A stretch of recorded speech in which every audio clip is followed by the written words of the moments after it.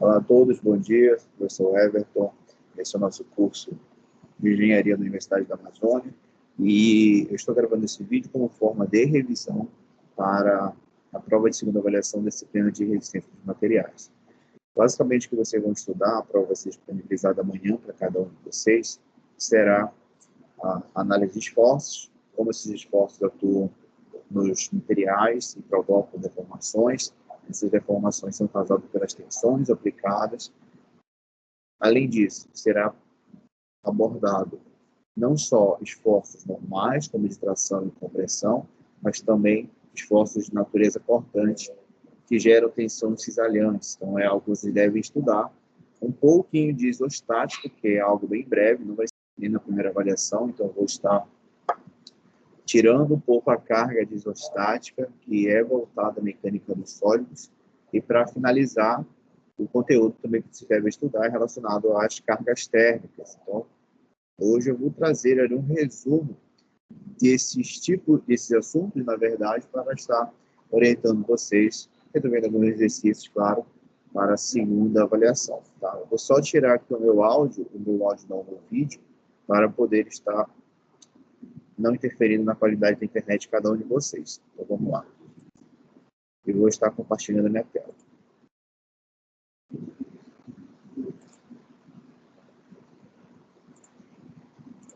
Então, acredito que já deve estar aparecendo aí para vocês, né? Então vamos lá. Então, gente, quando estudamos resistência dos materiais, uma das ferramentas mais importantes ali para o engenheiro, para estar ali analisando o quanto aquele material é resistente, é o meu diagrama tensão-deformação.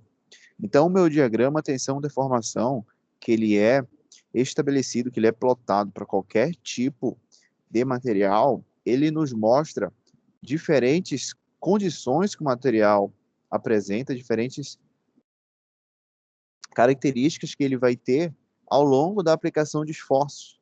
E só para tentar lembrar, né, lembrando cada um de vocês que está assistindo essa nossa videoaula, a gente tem uma natureza diversa de esforços. Então, eu vou pegar aqui, por exemplo, se eu pegar uma barra, só desconsidere aqui o que eu estou fazendo com o meu mouse. Então, se eu aplicar uma força aqui desse lado, e eu aplicar também uma força desse outro lado, eu vou estar tracionando essa estrutura e esse material. Então, ao tracionar essa minha região que está, se é claro, se isso aqui tivesse, né, em 3 dimensões, tivesse algo assim, basicamente, né, essa minha região, a força aplicada nessa área geraria uma tensão que eu classifiquei como tensão normal, né? Então, o primeiro item, o primeiro fato que a gente consegue absorver é que qualquer tipo de esforço ele vai provocar tensões, né? Só que essas tensões podem ser normais ou cisalhantes. E a partir desse esforço normal, que é um esforço de tração, eu vou gerar tensão e essa tensão vai causar a deformação no meu material. E esse meu gráfico, esse meu diagrama, ele vai ilustrar o comportamento sobre a atuação de esforços. Então é basicamente assim que a gente analisa ele. Então a gente tem, como a gente viu, né? A gente tem, por exemplo, esforços de tração, que é esse que eu estou mostrando. A gente tem, por exemplo, esforços de compressão, que aí ao invés de alongar, né, de puxar essa estrutura, eu vou, de fato, comprimir. Ficou horrível aqui, mas acho que vocês já estão entendendo, né? Então aqui seria, por exemplo, um esforço de compressão. Eu vou ter, por exemplo, um esforço cortante, né, que é aquele que tende a cisalhar, né, aquele meu material. Então, quando eu tenho, por exemplo, algo assim, né, um-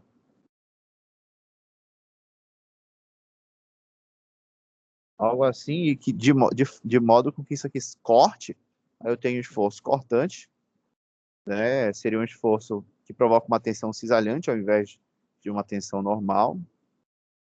E eu tenho também, por exemplo, outros esforços, né? Eu tenho, por exemplo, a flexão, né, que é aquela provocada quando uma carga, sendo ela concentrada ou distribuída, provoca uma curvatura, né, desse meu material. Então, isso aqui seria a minha flexão. E cada um desses esforços, eles vão sim causar tensões, né? Então, o objetivo é a gente analisar esses esforços e estar associando com o meu diagrama. Então, é basicamente isso. Então, vou apagar aqui. Aí a gente tem, por exemplo, o que a gente pode determinar, né? A gente pode determinar as diferentes transições aqui que eu tenho, né? Relacionada no material. Então, eu vou ter regiões elásticas, regiões de escoamento, região de encruamento, região plástica e região de ruptura. Então, é basicamente assim que a gente determina essas regiões através do meu diagrama. E esse diagrama, então, agora que ficou mais melhor, ele determina, bom dia, ele determina aqui essas fases que eu estou mostrando. Então, por exemplo, numa região elástica ocorre a deformação elástica, que é aquela onde, quando você aplica um esforço no material, esse material se deforma e volta para a configuração inicial, para a sua dimensão inicial. Isso é região elástica. Se vocês perceberem, né, se a gente for analisar um diagrama de um aço, por exemplo, um aço doce, a gente tem algo assim, né? Então, a gente vai ter aqui uma região elástica, aí você percebe que há uma transição de não linearidade, não consegue prever aqui uma reta linear, né? Aqui tu não consegue prever, e aqui tu tens algo assim, né? Similar aqui ao que está sendo apresentado. Então, o que acontece aqui, ó, que nessa reta linear eu tenho uma deformação elástica, uma região elástica de elasticidade, que é regida pela lei de Hooke. Então, aqui, caso caia na prova de vocês, né, que vocês podem estar fazendo ali a prova, a lei de Hooke é aquela que postula essa relação. A tensão vai ser igual ao meu módulo de Young, que é o meu módulo ali de rigidez elástica, né, vezes a minha deformação. E o que que ela postula, na verdade, né? O que que eu postulo aqui dentro? Que quanto maior a tensão, quanto maior aquele esforço por aquela área aplicada, maior a minha deformação. E eu tenho um parâmetro que é o meu módulo de elasticidade, meu módulo de rigidez de Young, que ele é um elemento que vai impedir com que esse componente, esse material se deforme bastante. E para esse nome, a gente caracteriza como lei de Hooke. Lei de Hooke. Bom, então aqui eu tenho o escoamento, né, que seria essa região. Esse escoamento aqui, ele na verdade um meio de transição, né, para a região elástica para essa aqui, que é a região de plasticidade. Então, o que acontece? O material, quando ele entra nessa região plástica, que a gente já pode considerar, na partir do escoamento, é claro, que quando ele sofrer a deformação, ele não vai mais voltar para a posição inicial, ele não mais volta para a configuração inicial. E isso é um problema. Então, você tem que ter um problema ali, porque tu sabe que tu deformou permanentemente, te caracteriza a região plástica como uma deformação permanente. Tá? Então, se o teu material entrar aqui, pode ter certeza que ele vai deformar de forma permanente. E isso é um problema para o meu projeto. Eu não posso ter projetos, criar projetos, calcular ali determinado tipo de elemento relacionado à resistência, é claro, e deixar com que ele entre no regime de plasticidade. Eu não posso ter isso, tá bom? E ainda assim, a partir da região plástica, eu tenho ainda situações diferentes, né, que eu posso analisar. Então, por exemplo, o encruamento, né, é aquela região logo após o escoamento que você consegue analisar que o material ele consegue suportar uma alta tensão, né? Então, o escoamento, ele vai indicar, por exemplo, a deformação plástica, é claro, mas consegue perceber que nesse escoamento, desculpe, nesse encruamento, essa elevada tensão aplicada vai provocar ali um fenômeno até de reação do material, né? Ele vai começar a aumentar a sua dureza devido à deformação. E esse fenômeno é o meu encruamento. Então, o encruamento ele é caracterizado ali pelo aumento de dureza quando o material está sofrendo esforço. Então, é basicamente isso. Então, após encruar, eu tenho o que nós chamamos de estricção. Então, percebam que eu chego num limite, que é esse limite aqui, que é um limite de resistência do meu material. É o máximo que eu consigo de aplicação de tensão no meu diagrama apresentado. Então, esse limite, que eu considero limite de resistência, que é diferente do meu limite de proporcionalidade aqui, onde esse limite de proporcionalidade é aquele que indica o máximo de tensão que é aplicado para o material ficar ainda na região anártica. Já aqui é o máximo de tensão que ele suportou, né? Então ele vai suportar essa tensão, que vai ser meu limite de resistência, e depois ele vai entrar na estricção. Então na estricção, que é a última fase antes da ruptura, eu consigo perceber, né? Então, por exemplo, se eu tenho aqui um corpo de prova, então esse meu corpo de prova vai perceber que ele vai, na estricção, reduzir a seção transversal dele, né? Opa! Reduzir a seção transversal dele nessa região antes de romper. Né? Se eu aplicar, por exemplo, se isso aqui for um esforço de tração, né? Ó, se isso aqui for isso aqui. A restrição, então, é a redução da área de seção transversal a partir do alcance do limite de resistência.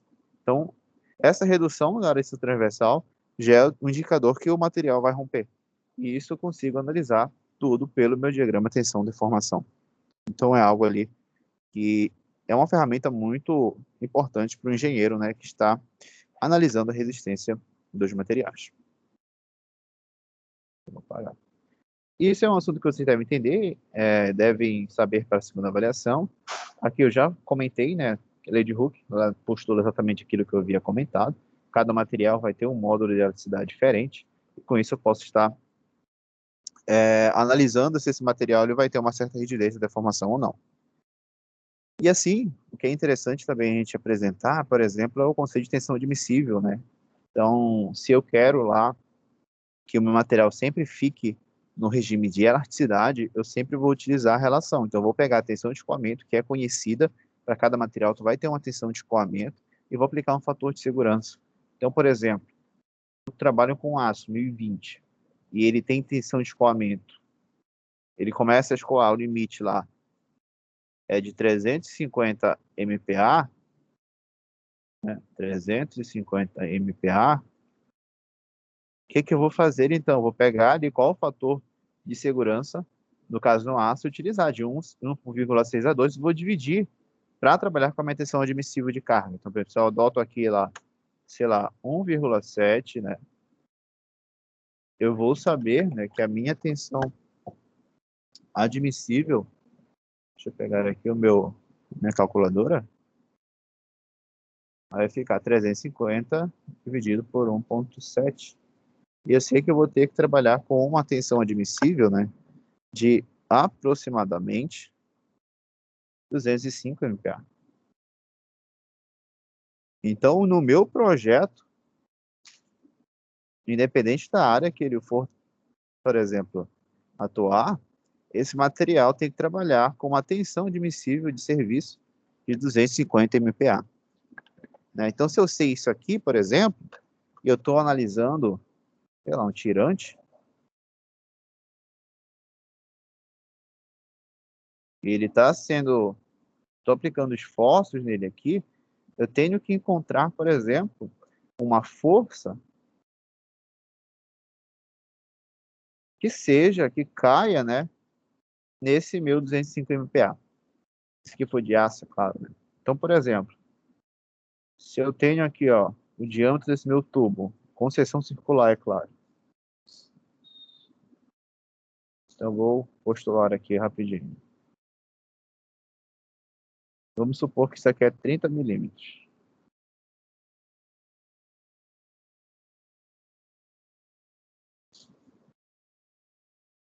30 milímetros. Aí eu vou utilizar qual a forma? Vou botar aqui em cima. Então, a tensão admissível é igual a força pela área. Só que a área eu sei que é distância circular, né? Então, essa área, ela vai ser π vezes d ao quadrado sobre 4. E aí eu vou calcular, né? Sempre lembrando de botar no sistema internacional, né? Então, se eu tenho tensão, aqui, ó, a tensão, gente, é Pascal, né? Ou simplesmente Newton por metro quadrado, tá? Aí vai ficar basicamente π vezes 0,03 ao quadrado dividido por 4.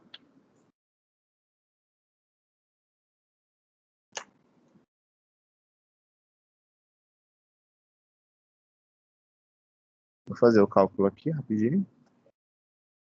0,03 ao quadrado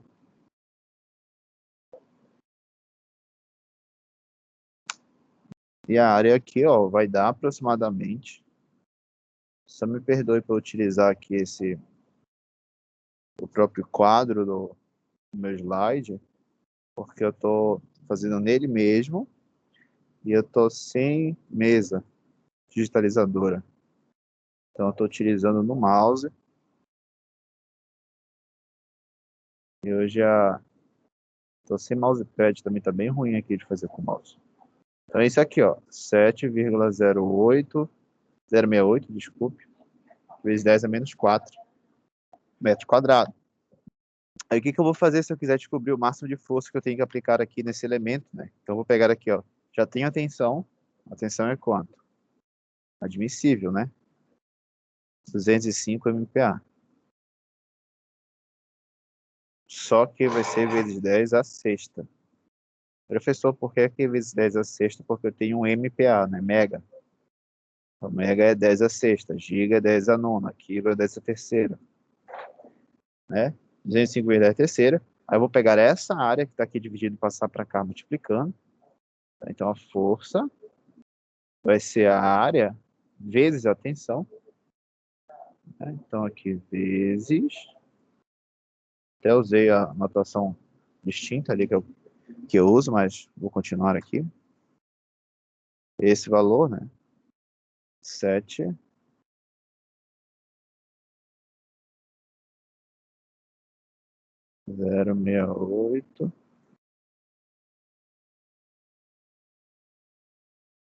vezes 10 a menos 4. E isso aqui vai dar aproximadamente, tá? Aproximadamente. Ixi, deu um valor alto. Não, nem tão alto, né? Então, deu aproximadamente a força que eu posso aplicar nesse meu elemento de aproximadamente 144 kilonewton. 144 mil newtons, né? Tá? Então, assim eu consigo já descrever toda essa parte de projeto para estar ali possibilitando vocês os cálculos na segunda avaliação, tá bom? Então, é um exemplo aí que fica como para vocês verificarem como é que pode cair na prova. Eu vou tirar aqui e vamos lá. Outro assunto que pode cair, né, que a gente descreve, né, como potencial, é o assunto sobre isostática.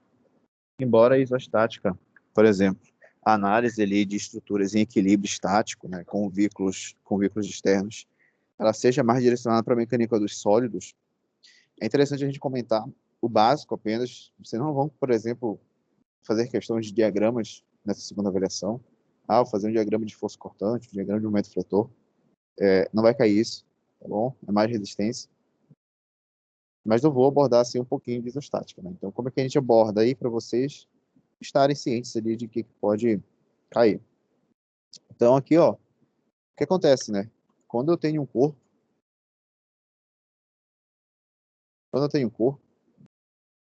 e eu estou aplicando diversas forças nele, em diversas direções, percebe-se que a natureza desses esforços, elas tendem a manter, a tirar o equilíbrio estático. Então, como é que eu faço, então, a análise de tudo isso? A gente sabe, por exemplo, que eu vou ter na verdade, seis fórmulas, né, que denotam o somatório de forças numa direção X. Então, eu vou considerar todas as forças que estão na direção X, vou fazer um somatório, forças em Y, forças em Z, e os momentos, né? Então, todo momento é aquele que causa ali, de fato, né, um esforço interno que é provocado, que surge quando há curvatura. Então, é interessante, por exemplo, a gente considerar que se eu tenho uma viga,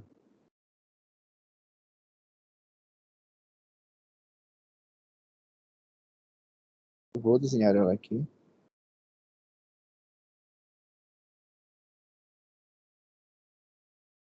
e eu aplico uma força aqui, vocês já viram que o comportamento natural disso aqui é fazer isso.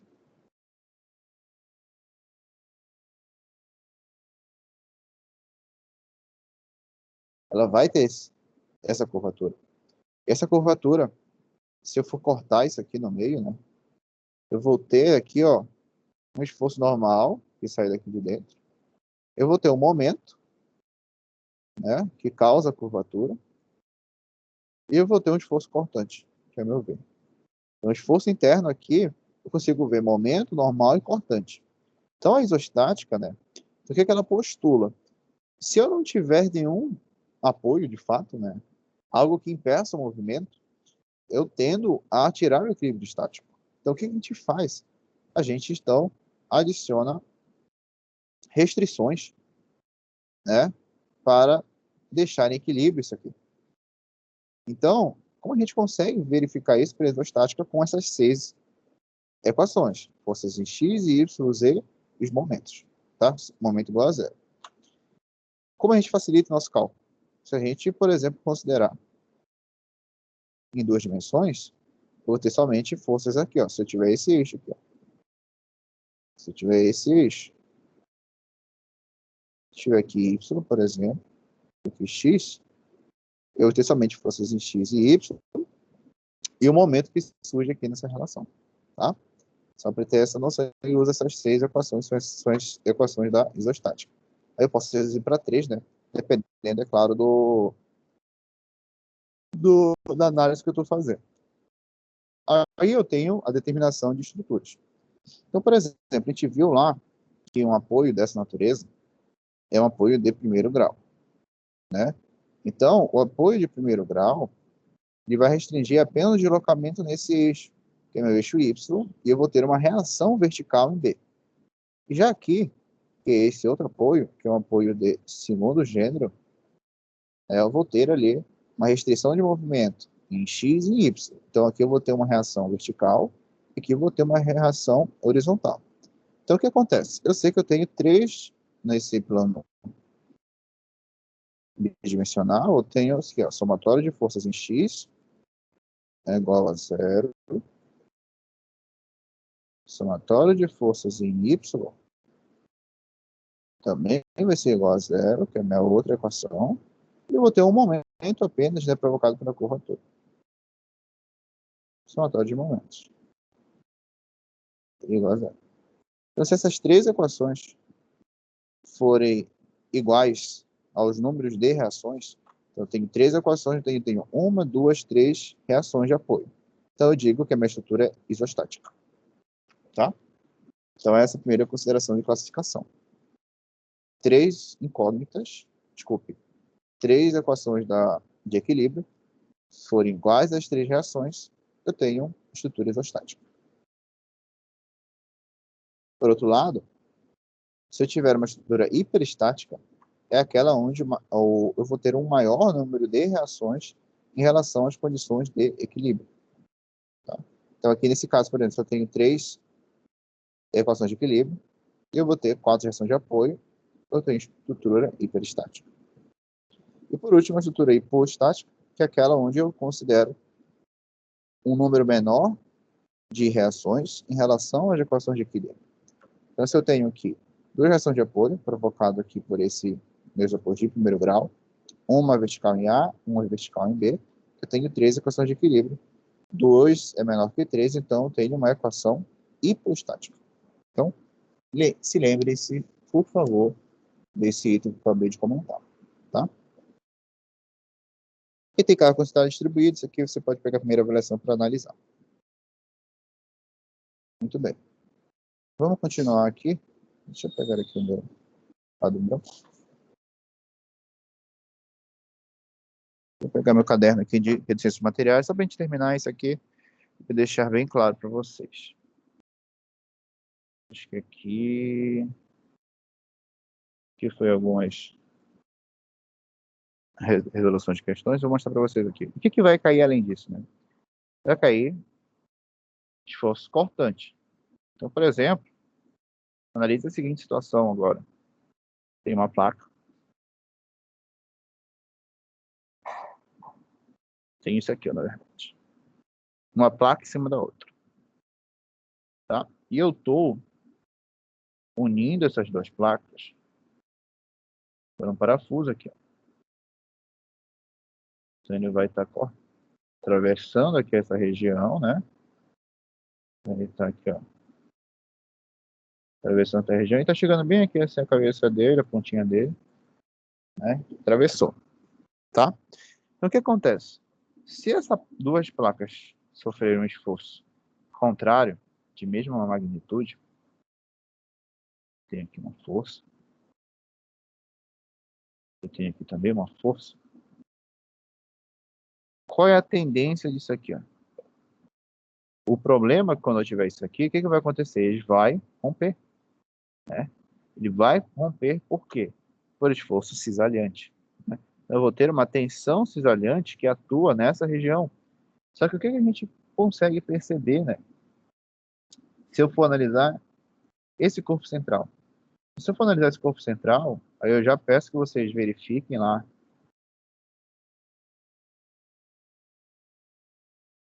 a minha aula disso aqui. Né? Eu vou ter assim, né? Eu vou ter uma força aqui, né? Que provocou. Eu vou ter uma área aqui e uma área aqui. E essa tensão cisalhante, ela já vai depender, por exemplo, do esforço cortante, que vai ser V, e eu vou ter assim, N vezes a área. Né? Por que N vezes a área? Porque aqui, ó, eu vou ter não uma área apenas que vai sofrer o esforço, eu vou ter duas. Né? Então, aqui seria uma, duas vezes a área, de acordo com o diâmetro que eu tenho desse. E o que é interessante lembrar, né? Que se eu tiver aqui, por exemplo, da vista superior aqui, dois parafusos, né? Um aqui, numa outra nessa posição. Então, esse aqui, por exemplo, é esse. Eu tenho ainda o outro. Vou ter uma, duas, três, quatro, né? Eu tenho duas desse parafuso, mais duas desse aqui, então tem que botar um N igual a 2. Outro fator interessante é que se o teu cisalhamento for simples, o esforço cortante é igual à tua própria força, né? Para simples. Porém, se eu tiver, por exemplo, cisalhamento duplo, só lembrando vocês aí, né? Eu peço que vocês peguem o material, esse esforço cortante, ele é igual a força dividido por 2. É só o que muda, tá? É só o que muda aí para a análise da prova. E para finalizar, só relembrando cada um de vocês, considere isso aqui. Bom dia, Fábio. Tenho uma superfície aqui engastada.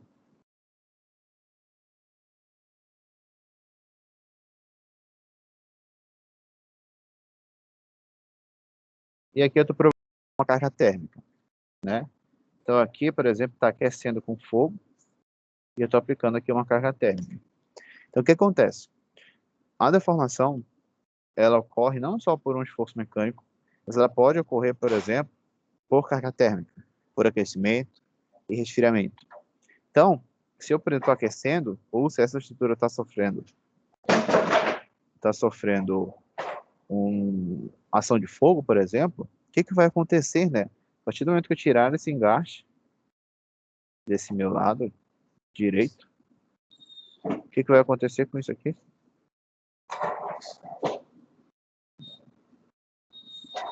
Eu vou ter uma dilatação.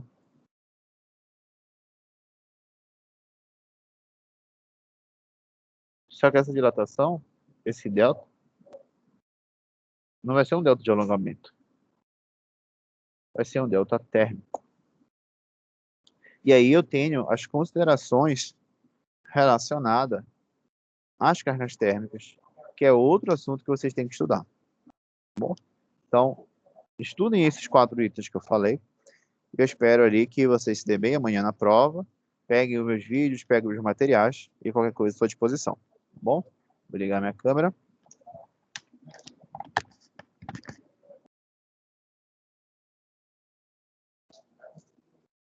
Desejo a todos uma boa prova.